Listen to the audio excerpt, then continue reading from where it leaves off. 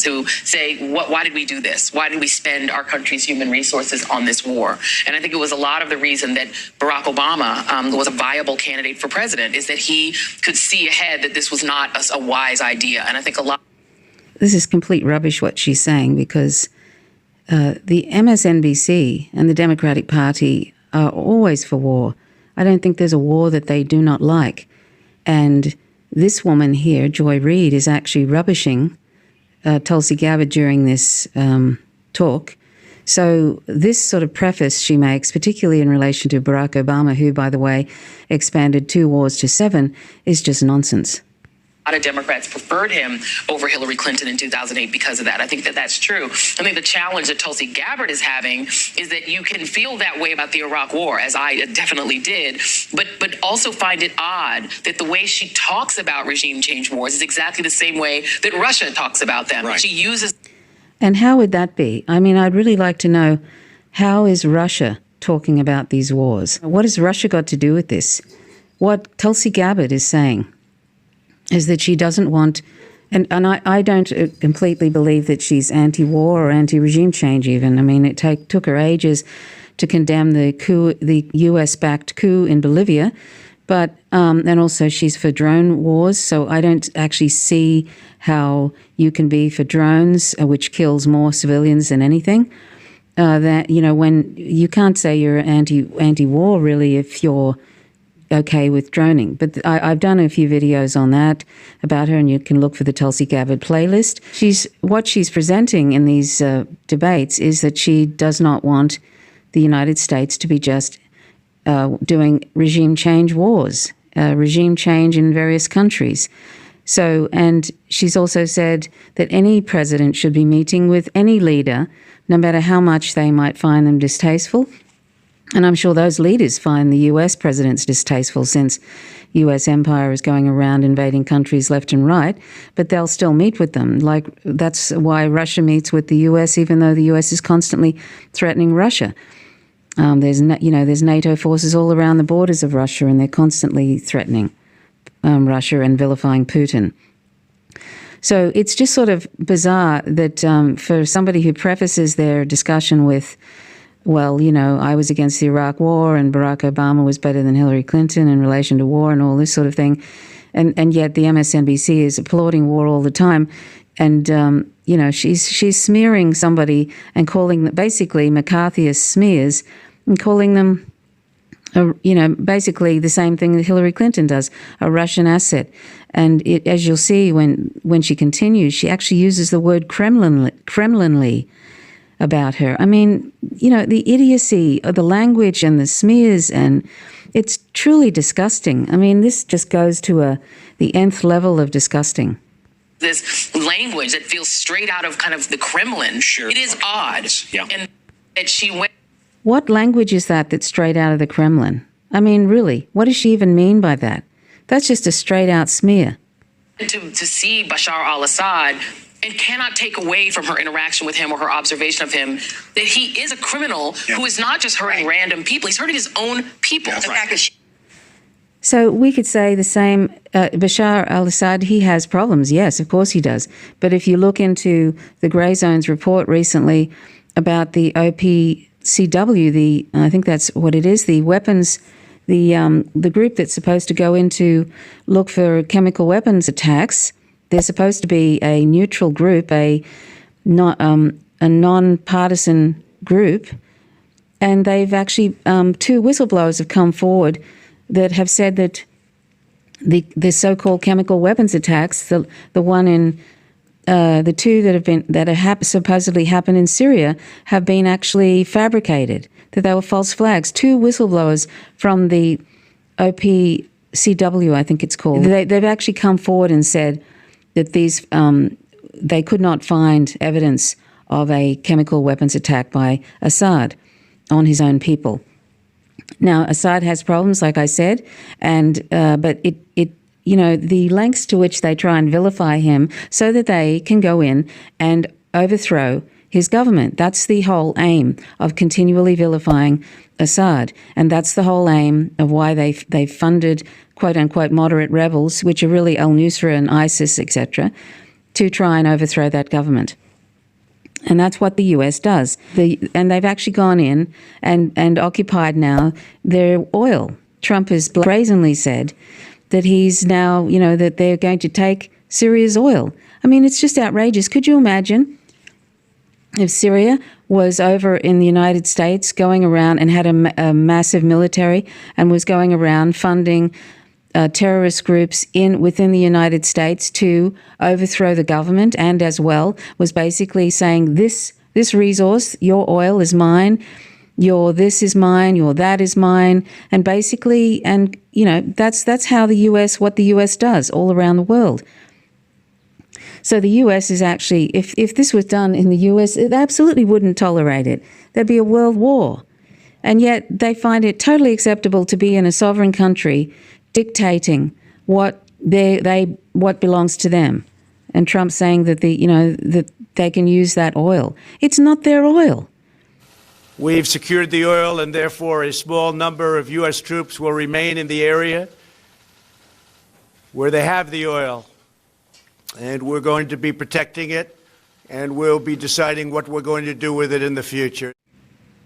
It's just outrageous. And so this sort of what she's going on about, that Assad is a war criminal. Every U.S. president since World War II is a war criminal. Every single one of them. And they've done far worse than Assad has ever done. Far, far worse. The U.S. empire since World War II has killed between 20 to 30 million people worldwide. Every U.S. president should have gone to The Hague. Every U.S. president.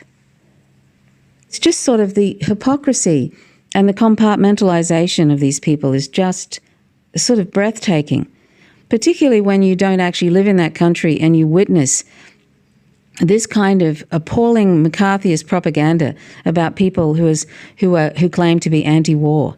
I mean, that's what they do with people who claim to be anti-war and anti-imperialist. They claim that they're some Kremlin Putin asset and a whole bunch of other smears. So apparently now, if you don't want war with Syria or you don't want war with some other country, you're a Russian asset. This is how far gone it is. And this is how dangerous the Russiagate narrative is, which, Bernie Sanders has participated in, by the way. He has put out numerous videos about the whole Russiagate thing and promoting it, which is just a dangerous nonsense narrative that's been debunked. This is the danger of putting out that sort of thing. It's no small potatoes constantly vilifying Russia like this, because now they're turning it on people who are actually anti-war and anti-imperialists, like, Tulsi Gabbard claims to be. And Bernie Sanders, I think, has turned a corner in some ways. He's been an imperialist and he might still be an imperialist. And sometimes he says the most awful things. But I think in some ways, because people have been pushing him from the left, he's actually turned some kind of a corner. He's condemned the coup in Bolivia, although he said trashy things about Hugo Chavez, which is unfortunate. So he's all over the place like a dog's breakfast sometimes. This is the appallingness of MSNBC, which is simply really the Clinton network. You couldn't call him a war criminal. Right. Stunning. That you can't see what he is also a weird Kremlin-y view that she has of the world that makes her an odd fit for a party of Democrats. What is a Kremlin-y view? See, she can't even explain what that is. What is a Kremlin-y view, for God's sake? That is just, that is just entirely smearing her. I'm not sure what it is she's doing. He's Bashar al-Assad. Exactly. This is not a neutral character on the world. And by the way, the U.S. has supported 73% of the world's dictators. 73%. They support them because they overthrow democratically elected governments like Venezuela and Bolivia. They've had a hand in that too, because they want to install somebody who's going to do their bidding, and that's what they intend to do with Syria. It's how they operate. They're worse than the mafia, the U.S. empire. And these people are just propaganda arms of the U.S. empire. The mainstream media, the corporate-owned media, is just a propaganda arm of U.S. empire. And so is social media. So is Twitter, which had it was released recently that 36,000 bots were actually promoting, saying it is not a coup that happened in Bolivia. 6,000 fake accounts. And they regularly promote Israeli narratives, the Hasbro narrative, on Twitter and on Facebook. Well, Facebook is just an absolute cesspool now. It's arm in arm with the Atlantic Council. It has military swarming all over it to change the narrative. Anybody who is talking about peace or talking anti-imperialism, they also have algorithms that squash anybody who's talking about anti-war, anti-imperialism. They have deleted pages by the hundreds. There were, about 8 months ago, they deleted about 300 pages. I think it was about 300. They actually disabled 2 of my pages. I thought they'd been deleted. They disabled The Naked Empire, which is one of my pages. And then they did that for a week, and then they reinstated it. They also did it again. They made it, they unpublished it, and I found out it was unpublished. I mean, this is what Facebook does. I mean, I could list. There's so many things that are wrong now with Facebook. It's just appalling. It is just Facebook, Google, Twitter. They're all propaganda arms of the national security state, the military-industrial complex, and of corporations. Stage. She is a palpably evil character. And the fact that she doesn't have an opinion on that is weird. So I think it's right. It's a weird place for her to be in the Democratic Party. I think that's number one. I would agree that it's a weird place for Tulsi Gabbard to be in the Democratic Party, because the Democratic Party is a war-loving, corporate-serving party. And it will always be that way, and it needs to end. It needs to implode. And I hope and I say when, because I can't imagine they're going to let Bernie Sanders get through the primary. And if he does, they'll find some way to sabotage him. They have no intentions. They would rather lose to Donald Trump than have a progressive in office as President of the United States. I absolutely believe that to be true. They would rather lose to Donald Trump than to have a progressive in office or in anywhere in any of their positions. It's just the way they are now. So yes, she doesn't belong in the party if she's truly anti-imperialist and anti-war. Bernie Sanders doesn't belong in. Well, he swaps back and forth from being an independent to being in the Democratic Party. I don't know how that works. It's ridiculous, really. He's made some sort of deal with them. They're not going to let him anywhere near that President of the United States nomination. There's no way in hell they're going to let him get near that. When the majority of working class people are people of color and are young people who can't afford to pay their student loans and who are going broke. And this is so amusing. She's feigning interest in people who are poor, when the Democratic Party continues to ignore Medicare for all and make up excuses. And by the way, Elizabeth Warren, Abby Martin from the Empire Files, the journalist, is going to be doing a critique of Elizabeth Warren soon, because Elizabeth Warren is recently she said she's totally fine with the crippling sanctions on Venezuela. And if Elizabeth Warren is fine with that, then she's fine with the 40,000 people who have died so far from those crippling economic sanctions since 2017. She said that, and she's also said she's fine with Juan Guaido, who was a self-appointed person now who's supposed to be leading the country in Venezuela. She doesn't really subscribe to Medicare for all, to single payer. She's totally in the pockets of the insurance industries. She's dangerous, is what Elizabeth Warren is.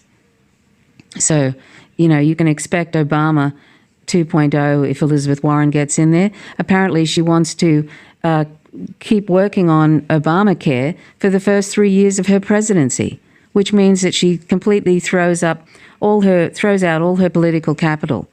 So she has no intentions of having Medicare for all. Michael Moore, you can see him right down the end there. He sat through all of that, and he never interjected. He never questioned her about her smears on Tulsi Gabbard being Kremlinly. As Jimmy Dore said, he's so desperate to be liked by these people. He just sits back and allows them to smear her over and over and over again. It's just disgusting. MSNBC showing their true colors. And this is where corporate media is at now, calling people Kremlinly and Putin puppets and Russian assets if they look like they're not going to be for constant regime change and overthrowing other people's democratically elected governments or just their governments. You know, however they're elected, they shouldn't be interfering in these sovereign countries. They should not be interfering. They should be looking at their own dreadful electoral system. The U.S. electoral system is in shambles. It's got super delegates. It's got no ranked choice voting. It's a duopoly party electoral system. There are so many things wrong with it. They bunches of ballots disappear. They have electronic voting, which can be hacked remotely. I mean, it's an absolute shambles, the U.S. electoral system, and yet they're criticizing other people's elections throughout the world. Anyway, thanks for listening. My name's Trish Roberts. You're watching Faint Signals from Vega. Please subscribe if you haven't already to my channel. Click the notifications bell, otherwise you don't receive content. And you can click the like button if you like the content. So thanks for watching. Till next time. Bye for now.